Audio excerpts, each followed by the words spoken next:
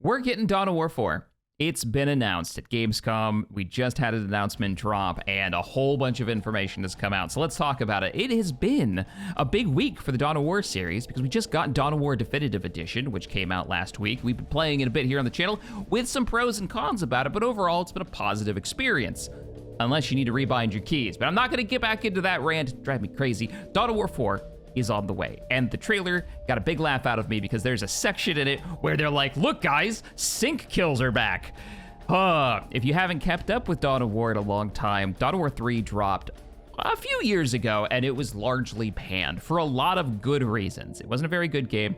Now, Dawn of War 4 is on the way, and it's not being developed by Relic, of all people. It's being made by King Art Games, who you probably would recognize if you've played the game Iron Harvest. And as soon as I heard that, I was like, I see. Okay, you might not be the wrong choice here. Iron Harvest was a relatively positively received RTS in a unique world, very steampunk, diesel punk style to it.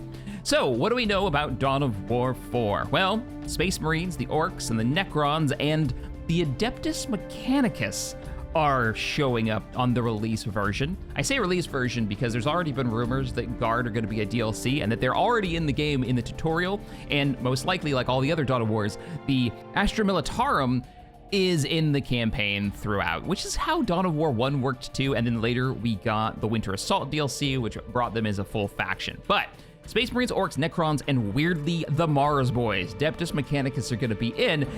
That's cool. We have not had them officially in the game. Dawn of War 1 for Unification mod did have them, and they're actually quite fun to play, but never officially for any of the Dawn of Wars. So it's cool to see them as a startup one. And in one of the trailer shots, you can actually see the back of what I think is an Imperial Knight, and I'm wondering if they're going to be like the Titan unit, the Relic unit for that faction. And I could totally see that. The Mars Boys having a Lord or a Knight there ready to defend or help them gather some kind of technology. And there's Necrons involved, so you know they're all about that.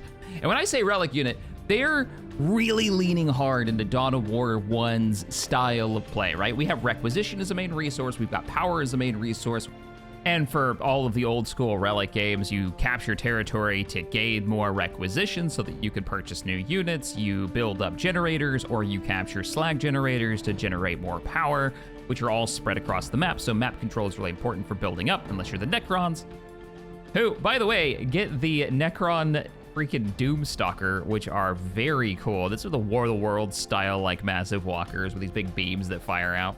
If we're going to talk about units, let's just mention that the Rogel Dorn is shown in some of the gameplay footage. Remember, these guys are not a playable faction as like full campaign. They're only in it, I guess, for a few missions and at least for the tutorial.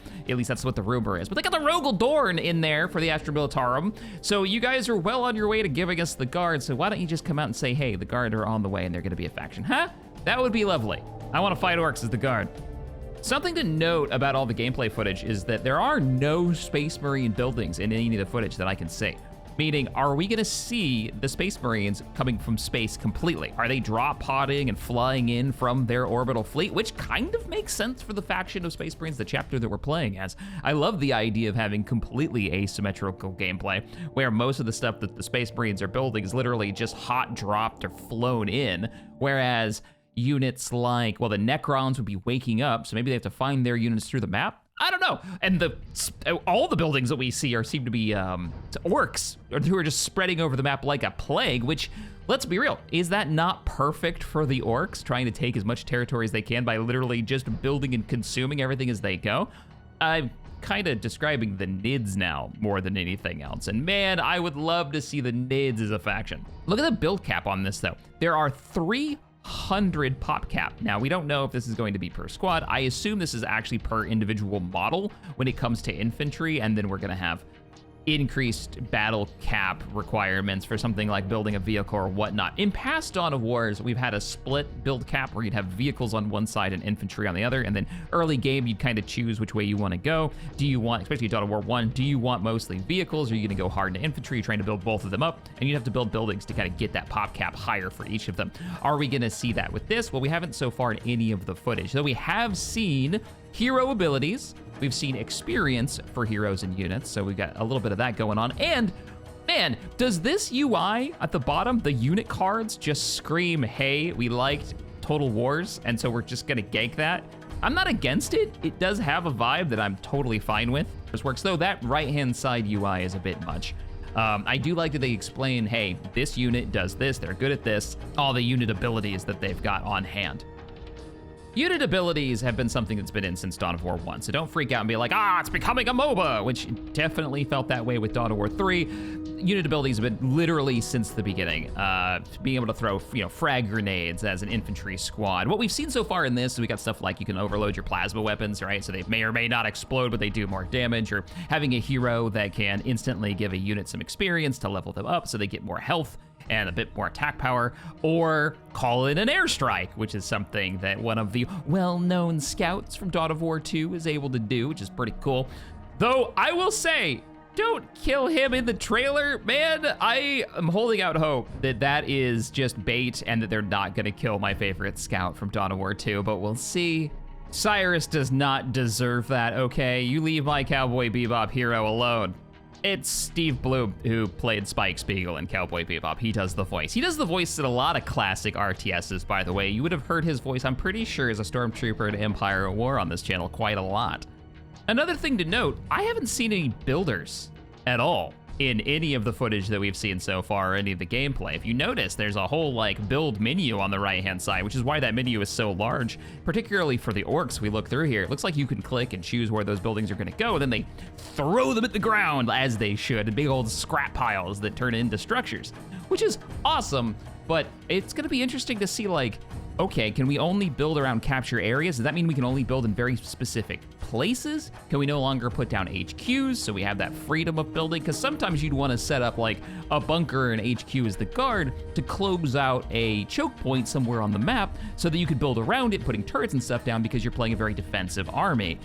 Is that no longer a thing? I have no idea, and I'm really curious to find out.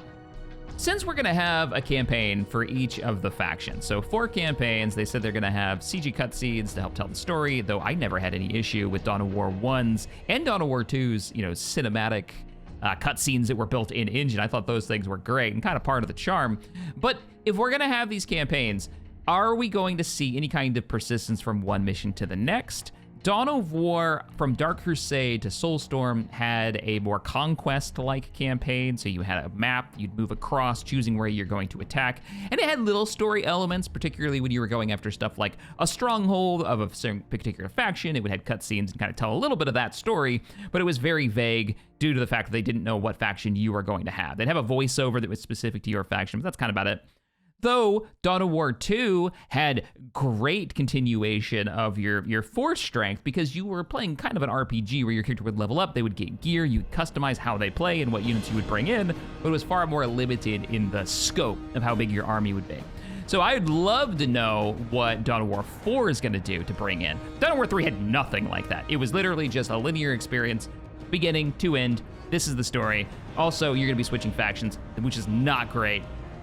What would you guys like to see, though? Because I would love to know. Do you want a more, let's say, homeworld style experience where you get to keep some form of your army or your buildup as you go from mission to mission? Maybe it should just be heroes and their power growing as you go, finding gear and equipment, which they do seem to have kit. Are we gonna have those squad customization options? I'm curious to know, what parts are you interested in for the campaign? Are you excited for the co-op mode? Because I sure am.